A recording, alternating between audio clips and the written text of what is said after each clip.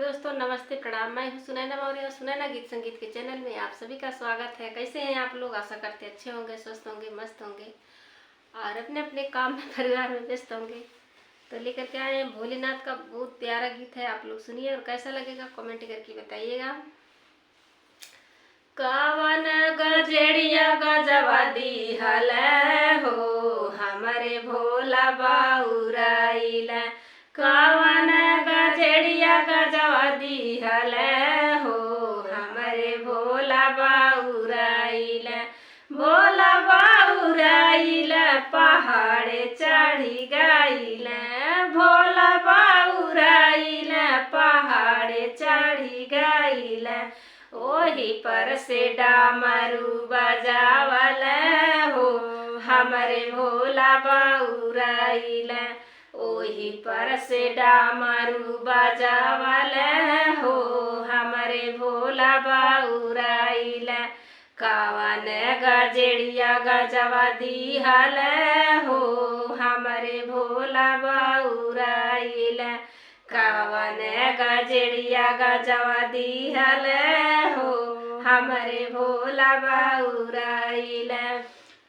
भोला बाउराइला पहाड़े चढ़ी गइला, भोला बाउराइला पहाड़े चढ़ी गइला। ओही पर से तीर सुल बहावल हो हमरे भोला बाउराइला, ओही पर से तीर सुल बहावल हो हमरे भोला बाउराइला। कवन गजेड़िया गजवा दिहल हो हमरे भोला बाउराइला, कवन गजेड़िया गजवा दिहल हो हमरे भोला बाउराइला।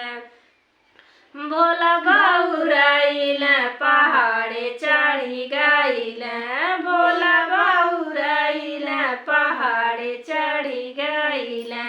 ओही पर से मिर्गा छाला बहावल हो हमरे भोला बाउराइला, ओही पर से मिर्गा छाल बहावल हो हमरे भोला बाउराइला। कवन गजेड़िया गजवा दिहल हो हमरे भोला बाउराइला, कवन गजेड़िया गजवा दिहल हो हमरे भोला बाउराइला। कैसा लगेगा आप लोग कमेंट जरूर